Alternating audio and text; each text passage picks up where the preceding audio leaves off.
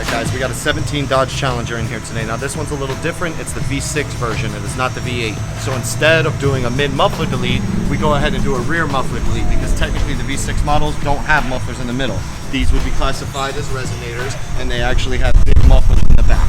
Alright, so we cut them out for them, straight piped it. We put some nice black quad tips, 3.5 inch on the outlet, and we're gonna bring it down and fire it up. Now remember, this is the V6, not the V8. There will be a sound difference.